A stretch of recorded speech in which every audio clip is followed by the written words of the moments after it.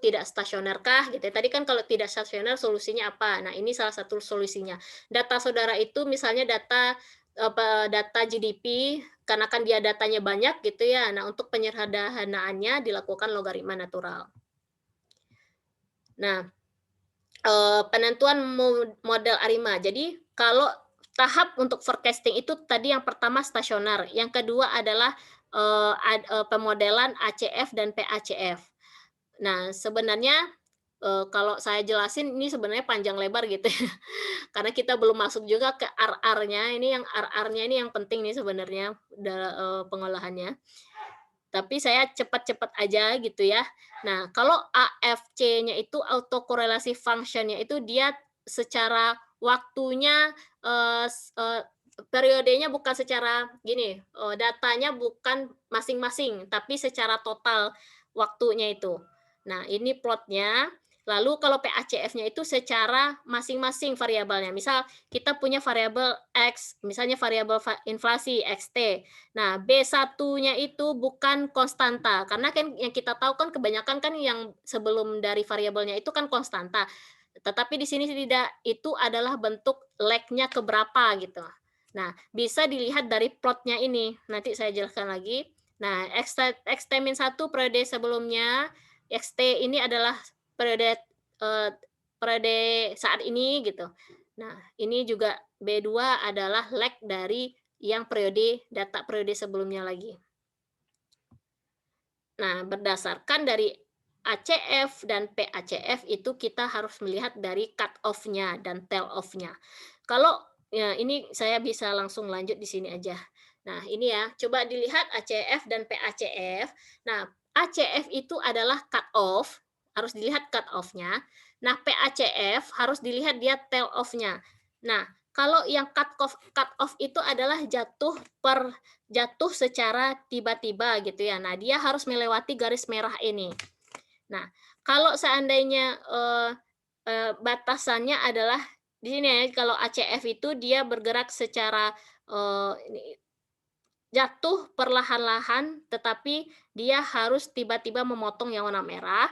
Nah, sedangkan kalau yang PACF harus melihat nilai tail off, yaitu dia jatuh secara perlahan-lahan. Nah, berarti kalau dari model ini gitu ya, dilihat adalah, dari model moving average-nya, nah itu nilai MA tadi kita bilang distribusi lag ya. Jadi model ACF, PACF ini menunjukkan dari distribusi lag-nya itu.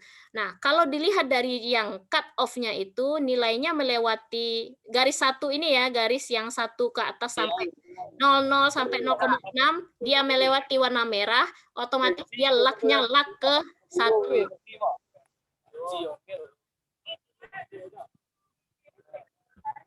Kak, tolong Kak matikan suara ininya Kak. Indah. Sudah.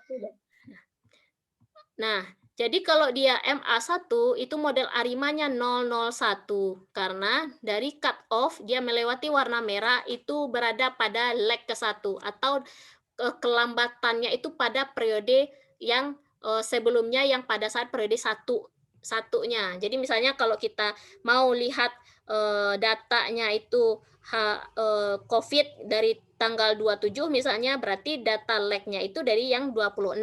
Nah itu, makanya nilai distribusi lag atau MA-nya itu adalah nilai model ARIMA-nya jadinya 0,01. Nah, karena kenapa tidak ada P, kenapa tidak ada Q? Karena kita belum melihat sampai ke situ. Dia modelnya, kita belum melakukan differencing data gitu. Dia datanya stasioner kah atau di tingkat level atau di tingkat first difference, second difference. Nah, MA-nya 1, nah ini kan berbeda nih dari grafik yang ACF, PACF sebelumnya.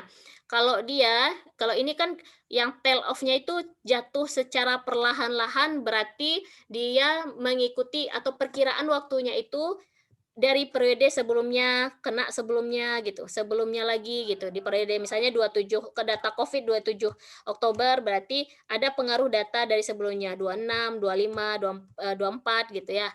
Makanya dia modelnya di sini adalah model MA ARIMA 001. Ini maaf sebenarnya saya juga paham kalau saudara tidak terlalu ini ya, maksudnya masih ya awam banget gitu. kalau pelajarannya yang ini. Tapi nanti kalau saudara, ngolah data, ini pasti kepikiran, saudara harus tahu, tahap-tahapannya yang saya bahas di sini. Kalau seandainya saudara menggunakan, model forecasting tentunya.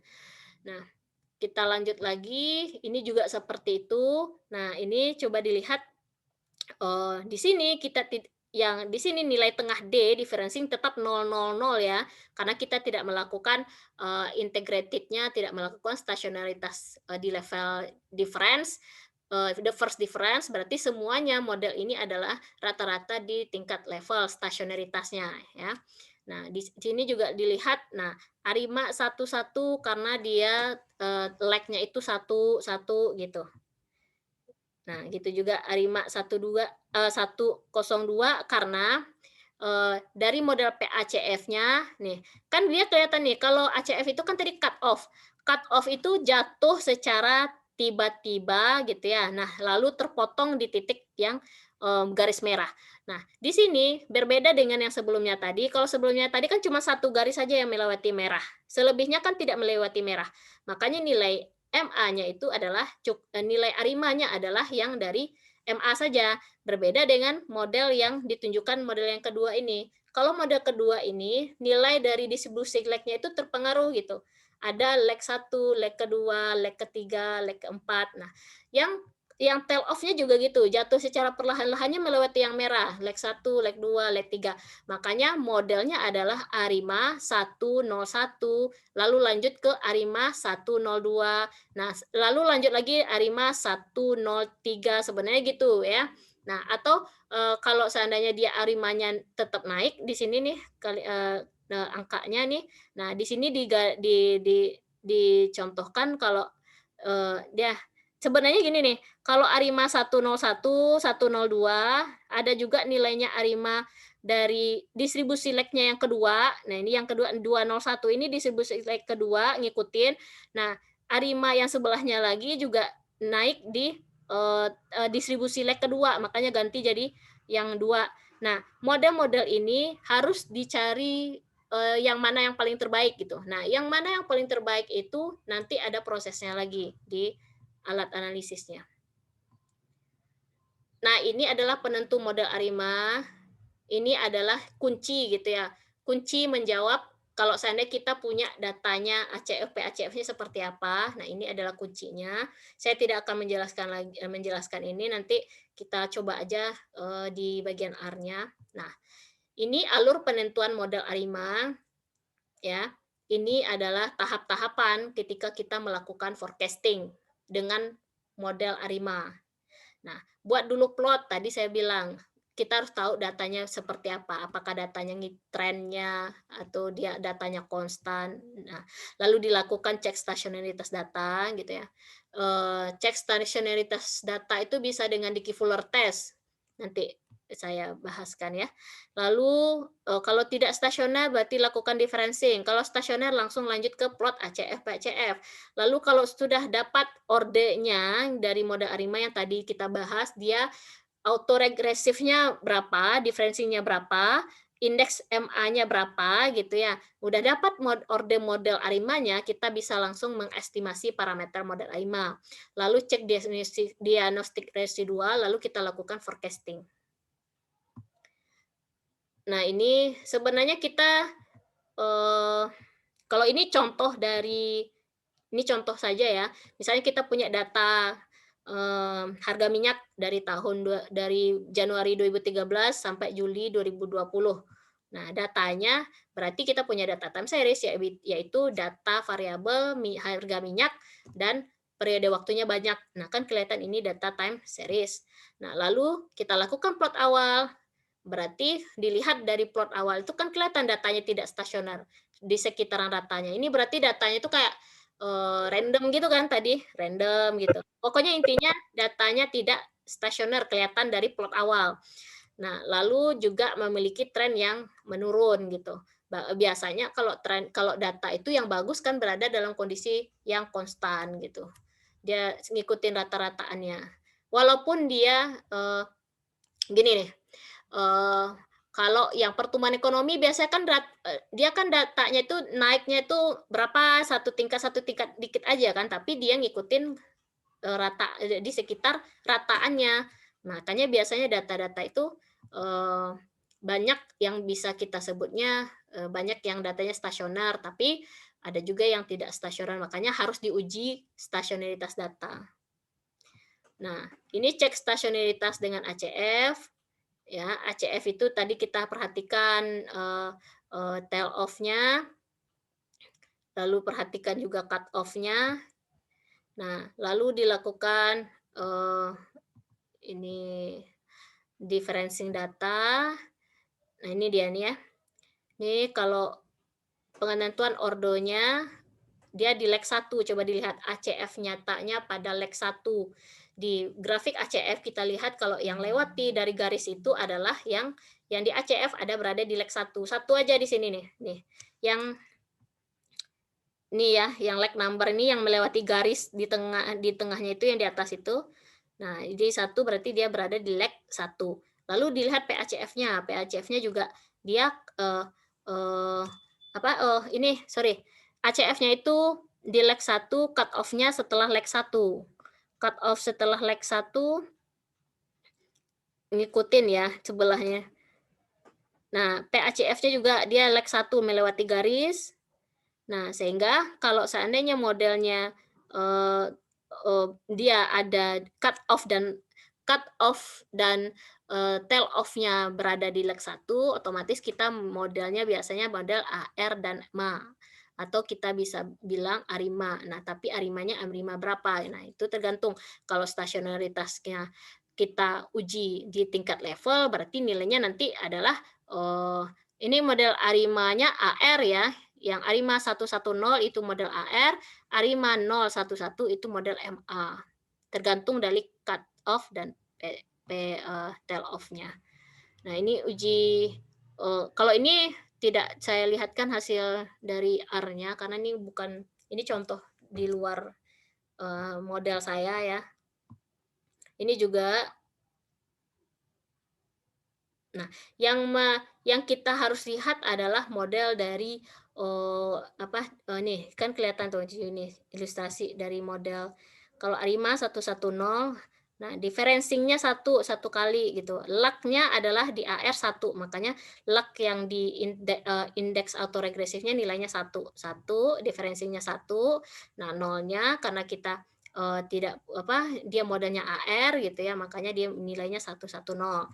Kalau di sini model MA, nah model MA juga gitu. Kalau, kenapa dia 0, karena coba dilihat dari lak satunya tadi, MA lak 1 yang di sini, minus 227 kan tidak i m ma intinya bedanya dia nggak sampai ke, eee, nilai 1 gitu, kan kecil nih dari 1. Kalau ini kan dia 1 nih, 1 pas nih, AR, bentar, dia minus ya. Nah, kalau minus nggak kehitung, berarti bukan model MA, tetapi bukan model dari, apa namanya, AR autoregresifnya, tapi dia modelnya MA, makanya dia 0, 1, 1. Oh, banyak lagi ya? Nah, perbandingan dari akurasi tadi harus dilihat MAPE-nya. Nah, MAPE-nya mana yang paling tinggi, nah itu yang menunjukkan dia, eee, nilai dari akurasi. Modelnya itu adalah yang paling bagus, apakah dia modelnya AR atau model MA. Ya, tapi dia tidak tergantung dari model ininya sih, apakah dia minus negatif kalau MA-nya. Nah, ini cek diagnostik pakai white noise, ada nanti kalau pakai Stata, pakai ER pun juga ada white noise, uji white noise-nya. Nah, ini hasil forecasting-nya. Nah, forecasting-nya itu nanti gini, data yang keluar pada saat hasil forecasting ketika kita pakai modelnya yang mana gitu ya, apakah pakai model AR atau pakai MA gitu. Nah, pakai model yang mana, AR itu kan menunjukkan dia arimanya berapa gitu, nilai dari kontak 110 gitu, itu yang AR. Nah, tapi modelnya arima 110, ordo model arimanya. Nah, datanya nanti hasilnya nanti akan di-forecasting. Forecasting itu nanti di R harus punya, forecast gitu. package forecast supaya dia bisa menghasilkan angka-angka ini. Nah, ini forecast juga, nah kan kelihatan tuh keluar angkanya. Kalau dia mau memprediksi ya harga minyak itu di bulan Agustus, September, Oktober, November, sampai di Desember 2021. Nah, bisa jadi kalau forecasting itu terserah saudara mau di tingkat berapa gitu, mau jangka pendek, jangka panjang, tapi yang saya tahu gitu ya, kalau ini kan datanya nggak apa sih, nggak harian gitu ya, makanya ini masih terbilang jangka short term forecast, karena kan nggak hitung harian nih, kalau harian tuh pasti banyak gitu dari Agustus 2020 sampai Desember 2020, dua satu. Nah, tergantung saudara forecasting-nya dari bulan ada apakah harian, kuartal, tahunan gitu ya. Nah, ini kan hitung paling 1, 2, 3, 4, 5, 6, 7, 8, 9, 10, 11, 12, 13, 14, 15, 16, 17, 17 ini forecasting. Jadi masih terbilang sedikit gitu. Nah, ini kalau dilihat plot forecasting-nya, datanya, sebarannya gitu. Nah, ini kan sebenarnya nggak jauh-jauh beda juga gitu ya dari yang awal. Nah, itu makanya kadang orang bilang kalau forecasting, "Kenapa melakukan forecasting?" Gitu. Itu kan dia mengacu kepada data sebelumnya. Kalau datanya naik sebelumnya, tidak menutup kemungkinan kalau data setelahnya juga, seperti itu gitu kan kadang orang bilang seperti itu. Tapi bagaimanapun gitu ya, model forecasting ini juga ada manfaatnya karena walaupun dia memperkirakan, tetapi paling tidak untuk memberitahu kita gitu kalau, eee kalau datanya itu di periode ke depannya seperti apa gitu ini. Sehingga, kita bisa tahu nanti misalnya kita mau melakukan apa untuk ke depannya terhadap data yang kita miliki. Nah, sampai sini kita lanjut langsung ke R-nya.